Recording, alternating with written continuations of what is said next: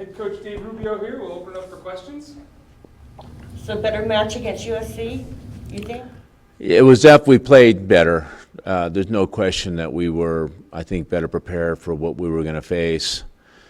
Unlike Thursday night against ASU, I felt like we weren't prepared. I didn't do a good enough job of preparing our team for what I thought we were going to face against ASU.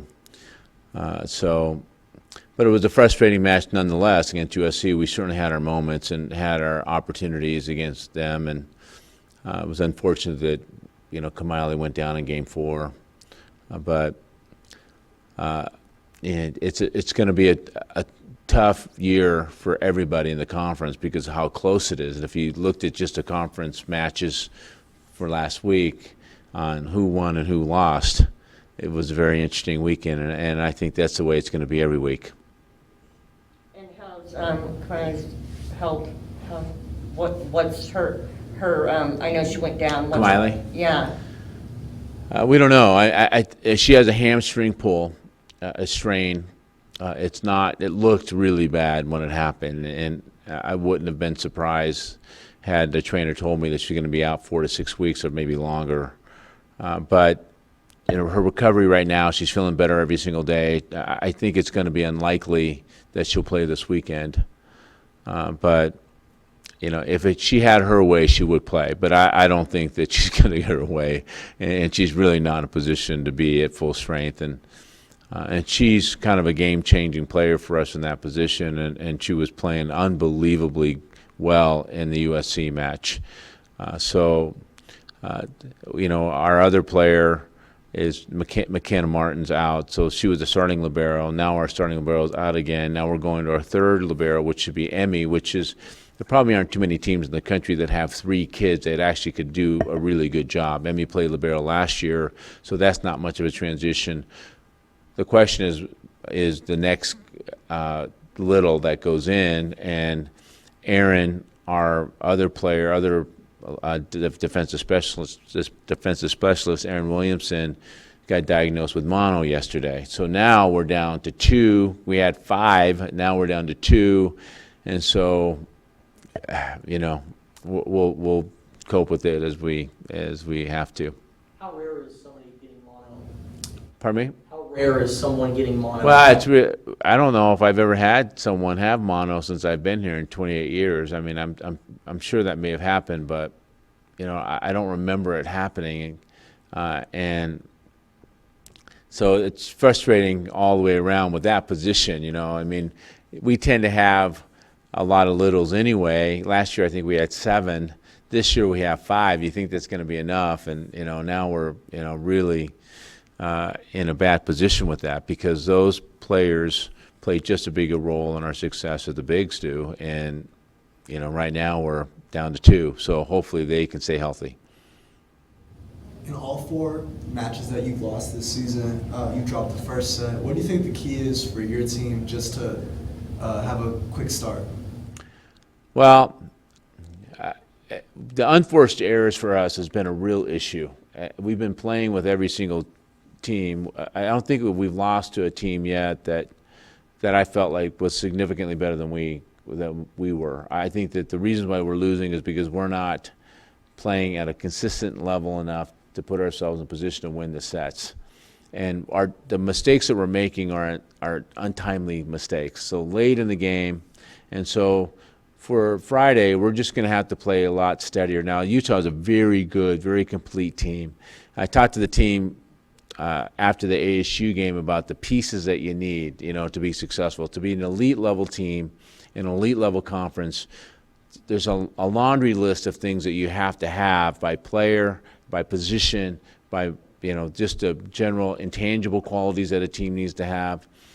And if you're just missing a couple of those, then you're going to end up losing again in a very tight set. And for us, we've been making way too many unforced errors. And so the game against ASU, we made 40 unforced errors. They made 18. You're not going to win a lot of matches on that. Now, USC made 40. We made 40. And it came down to untimely missed serves for us. And so we just didn't take advantage of those situations that we were in. But the margin for error for every team is so small.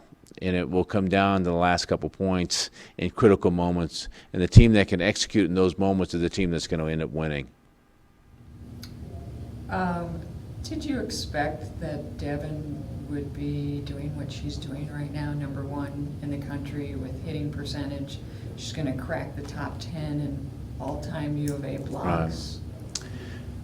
You know, Devon and Liz both are elite level players, you know, and you just don't get those type of athletes very often. Whitney Dorsey was one of them. Kirstie Jackson was one of them.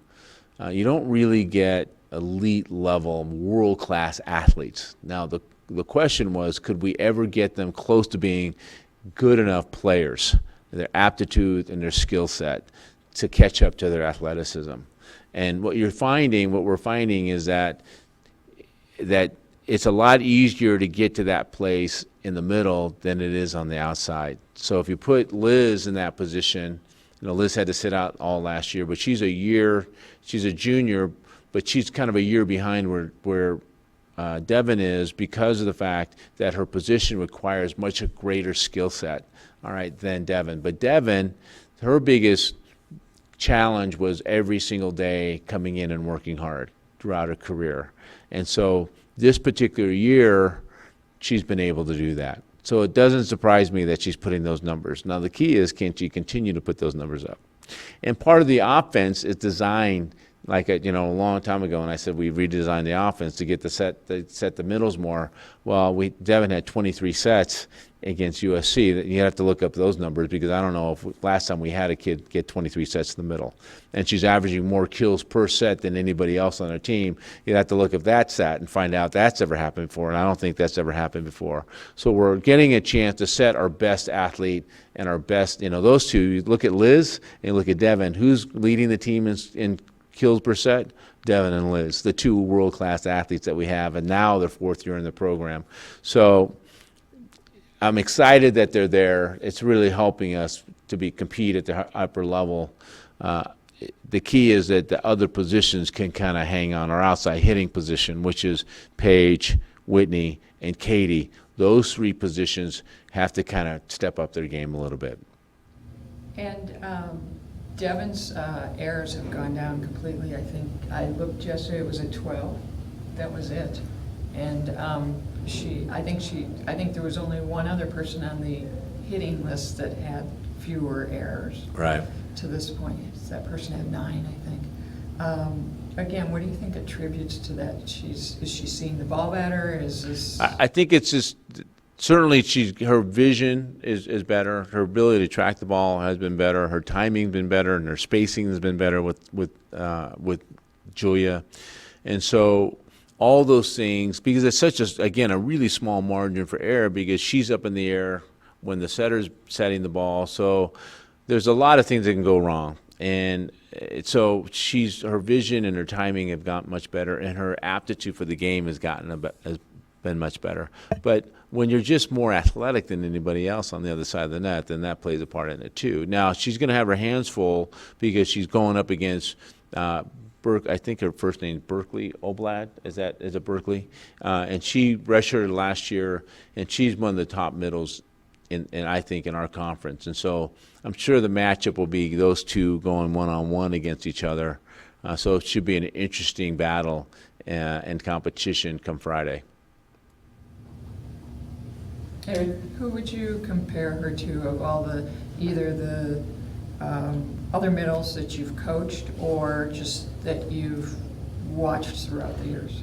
Well, I think that for us, the standard middles have always been, Marissa DeLee has always been one of the best that we've ever had. Now, that's back in the mid-'90s, so and she'll be excited that I mentioned her name. And then Dominique Lamb certainly has been one of the best middles, and athletically very similar to Devon. All right, and then Kirstie Jackson would be the other one. Those three kind of stand out in terms of just a similar type of players and athletes.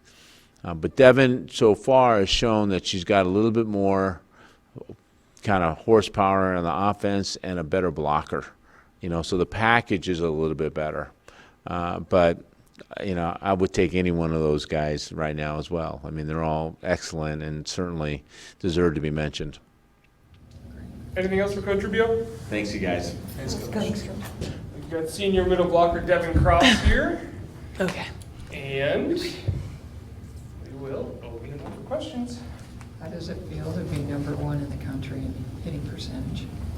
Oh, it's kind of cool actually. I mean, it caught me off guard.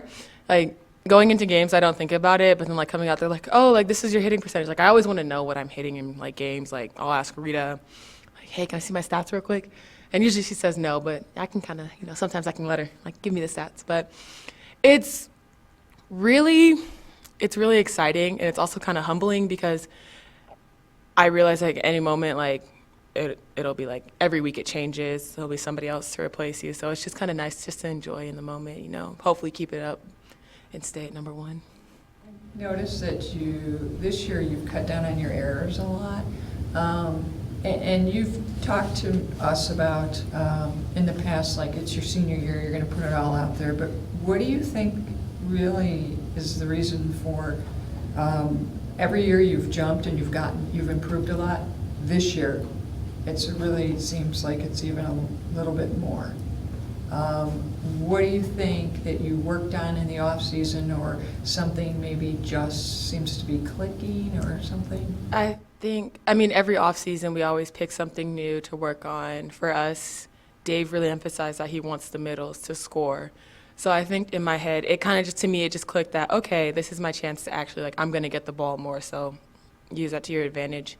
Because most middles don't get the ball as much as they want or they hope to, and that's just something we live with. But now with the offense that we're running, and then just with the confidence in my team and, like, just how much I trust them, they're able to provide sets, and it's kind of nice. So after ASU, that was kind of a down match. Yeah. And Dave said you guys need to do some soul searching, and you looked a lot better against USC. What did you do that? What'd you guys talk about between? Yeah, after the ASU game, some of us upperclassmen came together and we just had like upperclassmen talk, and we just talked like we really need to sit down with each other, like without the coaches, and figure out like what is going on. Like we really need to just be open, like rip the Band-Aid off with each other. So right before SC, actually, we got back to the hotel and we just met in one of each other's rooms, and we were all there, and we're like, all right, guys, come on, what's going on? Like, just let loose. Anybody got like anything to say? Like, it was really just one of those like, take a step back from volleyball, like let's really talk about like what's going on in our lives and like why we feel like we can't compete and do what we're supposed to do. And it was maybe like 30, 45 minutes, but it was something that we really needed. Have you seen a difference since then, like in practice? Yeah, I can tell like the practices have been going really well. Our competitiveness, like especially today, it's just been like where it should have been the whole time, and it just boosts everybody's confidence knowing that like, okay, this is where we're supposed to be, now let's keep it up. Was it more mental, or were you guys just distracted? I think for us it was just more mental. We've like the 8-game winning streak, just pretty much it's been like a somewhat easy but not a few games, like a pretty easy preseason for us. So it's just like we needed a reality check real quick, like okay, we know that Pac-12, everybody, as you guys know, the Pac-12, everybody's winning, everybody's losing. Like, so we just needed to realize that this was going to be something like, okay, we're going to have to mentally win these games, not physically. Like, we have the talent, as Dave said, we have the talent, but we really need to pull together and be a team because you can't win individually. At your position, you give up a couple inches to a lot of middle blockers. What's most important that you compensate for that? Like, what's your biggest skill that makes up for that? I think my biggest skill is my athleticism. I'm not the tallest middle blocker out there. I'm probably one of the shortest ones in the pack if I really think about it. But that doesn't stop me from I won't let that affect, like my height won't affect my athleticism. So I use that to a full advantage. I don't know, I just take my athleticism and I just run with it. Did you ever have any idea that your journey would be like this? I mean, you were picked out of, a high school that really nobody not many people pay attention to. You get this big D1 offer, you come here right away, you make an impact on the court, and you know, and we're sitting here today talking to you about, you know, what you're accomplishing. Did you have any clue that this was going to happen for you? No, I think for most people when they go into college, they just have the idea of like, okay, I'm going to college. Like that's exciting. That in itself is just exciting. And for me, that's what it was. And it was more, I like coming in, I was like, okay, like I'm probably not going to play because these girls are all better than me. But then I was like, okay, I can actually play with them. So like every year it's kind of like a, hey, like I've become to the realization that I am one of them. I am good like them. They made it, I made it too. So why not play like it? So like it's just one of those things, like my confidence has built over the years, and it's just exciting to actually realize that I am one of those people, one of the best that have been, even though I came from a school that nobody knew about, which is okay because I like my school. You're just about to crack the top 10 in blocks at U of A, and when, I don't know if you look at the history of the program at all, if Dave talks about it or Rita talks about it, how does that make you feel that you're, when you do leave, you'll be one of the best that ever played here in your position? I think it's exciting. I mean, it makes me happy just knowing that I left an impact. Like, my whole goal leaving, like my whole goal going into senior year was to obviously play as hard as I can, do as much as I can, but also leave my mark on the school. Like, I didn't want to just leave the school and be like, okay, yeah, I played at Arizona. Like, I want there to be like, oh, Devon Cross. Like, I want people to remember me, which is like my thing going out. So I'm going to make them remember me in this case. And what's your plan for this weekend? You're back home, and you've started this new, like you guys all got together and decided you gotta play. You know, you gotta be one mind and play together and whatever. What do you think? How do you think this weekend, going into this weekend, how do you feel?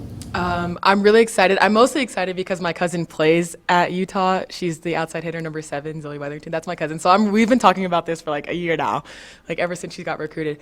But I think as a team, we're just really excited to be at home and just to like prove ourselves from last weekend is our big thing. I think at least that's what I kind of get the vibe.